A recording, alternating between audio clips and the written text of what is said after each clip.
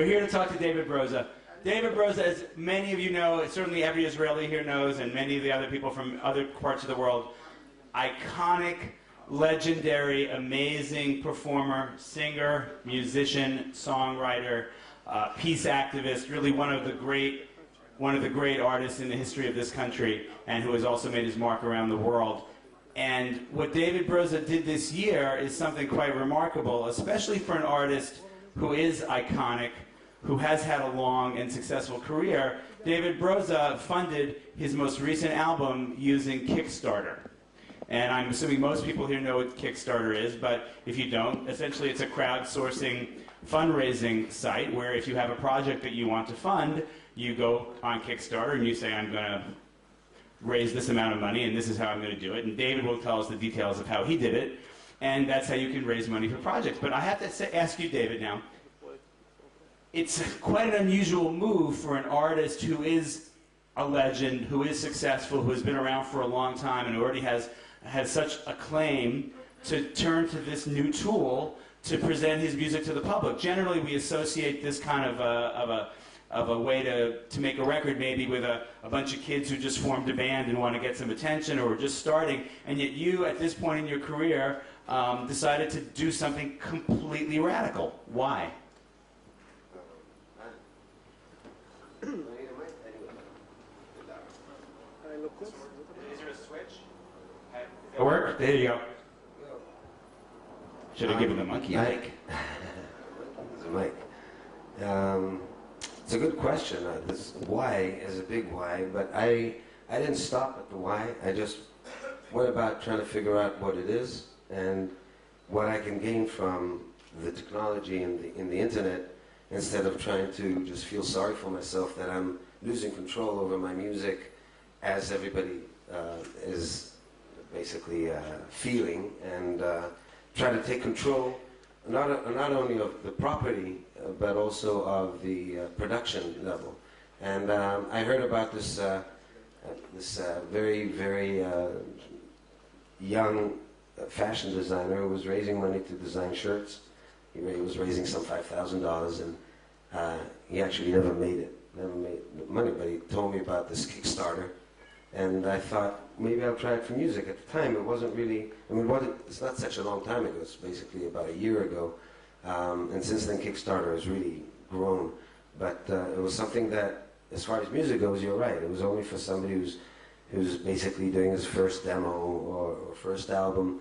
And you see the amounts that they were raising were in the between $10,000 and tops $20,000 for an album, which is not far from the actual budgets that a lot of artists, mostly in jazz or folk, get today from record companies, whether in New York or in France or in England or in Israel, for that matter. It could even be less. And I was thinking that I should try this and not just stop at trying to raise the money, but also try to figure out what else is in there that would enhance music making. Because one of the beautiful things about the internet, as far as I'm concerned today, is just there are no borders and there are no limits, and there's no stopping it anywhere. You can share what you're doing with anybody at any time. Did you Twitter anybody, by the way, that we're sitting here right now? I did indeed. You did? Yeah, of course. I took Steve to Masada a year ago up at midnight, and like at 2 o'clock in the morning, he says, hold on a second, he disappears behind a wall, and I'm catching him tweeting his friends. You won't believe where I'm right now. Like, anybody would be really thinking you're telling the truth. Here I am, it's 3 in the morning, I'm on the top of Masada with David Broza. Yeah, so, nobody believed him, but they thought it was something he'd written an hour or two before from somewhere else.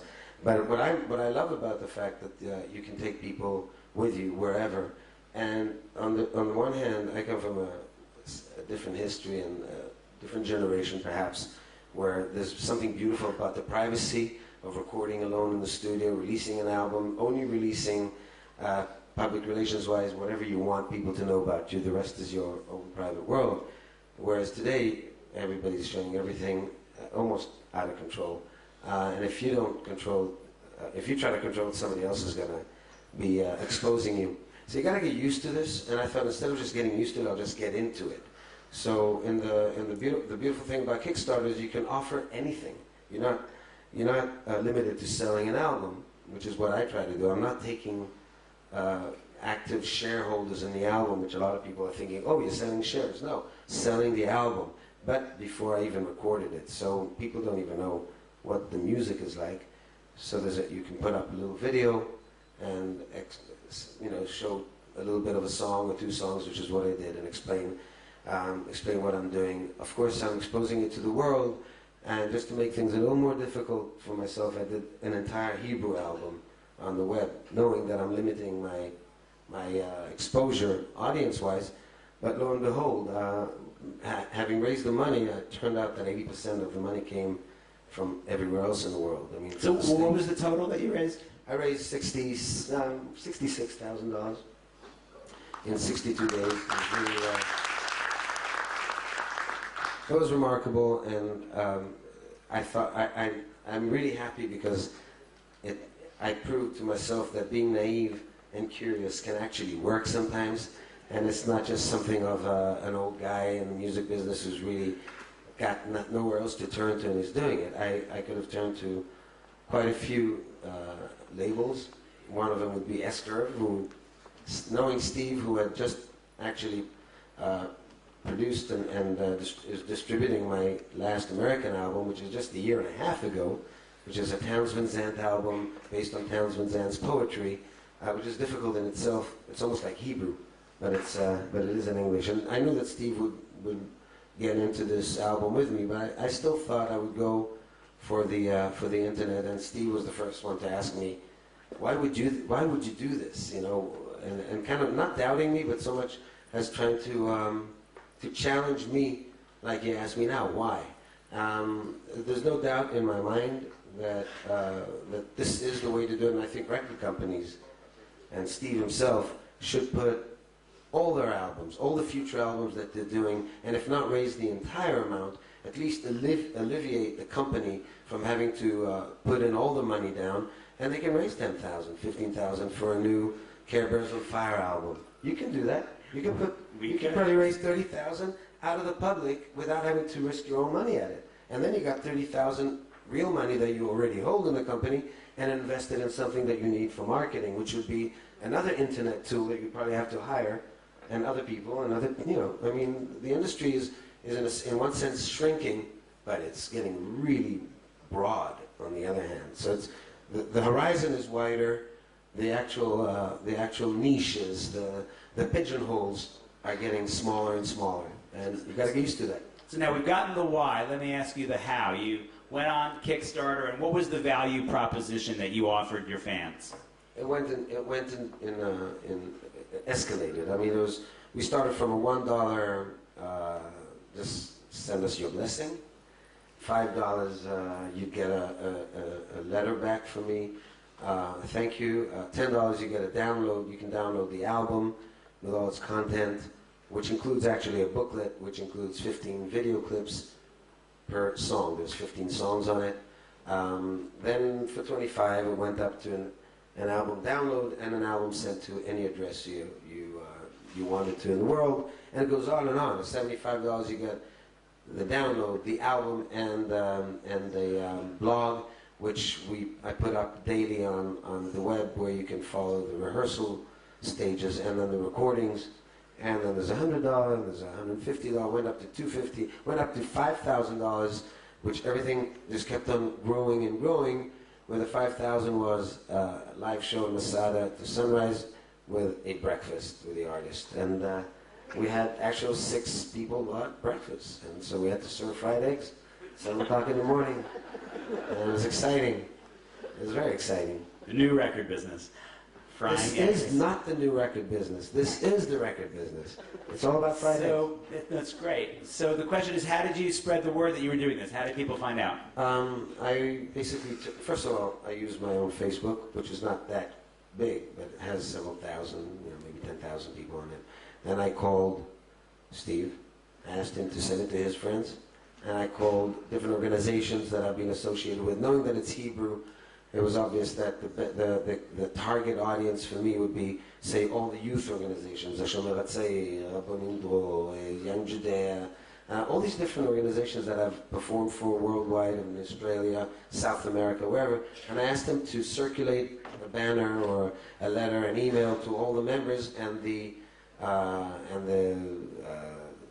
older members. I mean, generations of members, because I've been around forever. Did you get any offers of anything besides money to help with your effort? Oh yeah, there was a. Some of it I can't talk about yet, but it's I haven't used it. But one guy sent in a bunch of diamonds and said they're worth like $20,000 if you can sell them. That's yours. So then I found myself speaking to a bunch of diamond merchants here and in Hong Kong, and I called, and some guy said, send them to me to London, I'll find a buyer. So I got a courier, and he took it to London, and they were actually worth $20,000, but nobody would buy them. So now they're in my house somewhere. I don't even know exactly where it is. So you may have laundered diamonds. They're not laundered. This guy gave me his diamonds. He actually donated. He said, I don't have the money, I have the diamonds. So maybe for my next album I'll start. You want to buy $20,000 worth of diamonds? I need a down payment for my next album. So it's anything goes. I mean, I was going to sell my car just for that. Have you harnessed the mailing list of the people who participated in the last album in any way? Of course, because we have a mailing list, because we also had to not only email people their announcing the release of the album, which the promise was that it will be released to them before the actual album reaches the stores, which we did a week before.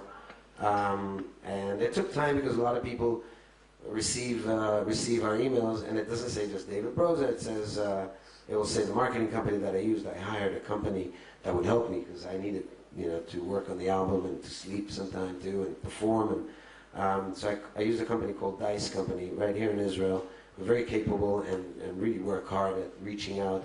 And they would send a personal email to all those who paid from $10 up, and they could download. Now, you would also have to follow up and make sure that they realize it's not spam, so that they would actually open it and download. And I actually got, just a week ago, a letter from somebody in Chicago saying, I never got my download, I never got my CD. And so we checked. She did. She got it right there and then on the 26th, June 26th, when the album was actually released on July 1st. That it went to her spam. She never saw it, so we resent it to her. And then the real album was again in the junk mail, so real junk mail. I mean, physical junk mail, so she never realized. So you have to follow up, and we have all the addresses. And I guess this will be our base to the first, the first people who will announce about our next album. Are you doing this again? I'm doing this again as we speak. I'm producing my next album, which this time will be in English. It'll be an interesting project. It's called In the Lion's Den, and I'm recording 5 new songs and 5 or 6 covers, which I'll be recording in East Jerusalem with my Israeli band and a Palestinian band that I worked with, Sabine, with whom I've been working with for 12 years and writing music. And we'll be starting recording, I think, around March. That's really exciting. I mean, I think you're always involved in incredibly compelling projects, and it's always unpredictable where your music is going to go next. What's exciting is that you've been just as unpredictable in how you're going to make the music and market the music, and you just keep reinventing yourself and staying fresh, which is incredible. I do have one final question for you. What is that thing behind your chair? It's your monkey's case. Is there anything in there that you might want to use in today's session? Sure. It would be great if we could hear the fruits of your labor from the album that you financed through Kickstarter, and maybe just do one of the songs from that album for us. And I think you'd have some very happy audience members. Ladies and gentlemen, Israeli iconic music legend and Kickstarter user, David Broza. By the way, Steve has submitted Safa Shlishi to the Grammys, and hopefully it'll be nominated. The Hebrew album. We'll see. We submitted it. We submitted it in the best world music album category, and we don't know where it will go. There's a committee, but it's been submitted. It'll be interesting if a Kickstarter project gets to the grant. In Hebrew, just to make it more complicated. This is the song that actually. One of the things I did do in promoting this project was it didn't stop me from going from bars and in the middle of the night putting the music down and standing on a bar and actually showing on a laptop the page of Kickstarter and talking to bar drinkers and young people about this new vision and this new project. And I would stand and scream my vision out just here in Tel Aviv, which is a little bit outrageous because I kind of felt embarrassed, mostly for people watching me doing this, not for me, but they in shock, and nobody would say anything, so then I would play this song.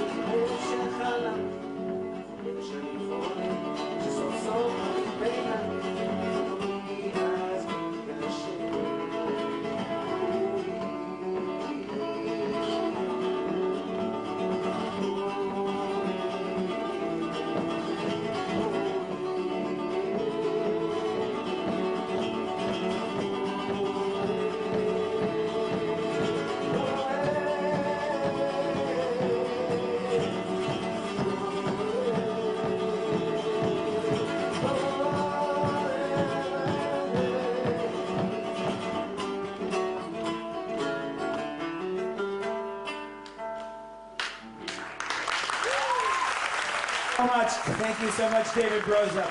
And I just tweeted a picture of you performing the song while you were performing it.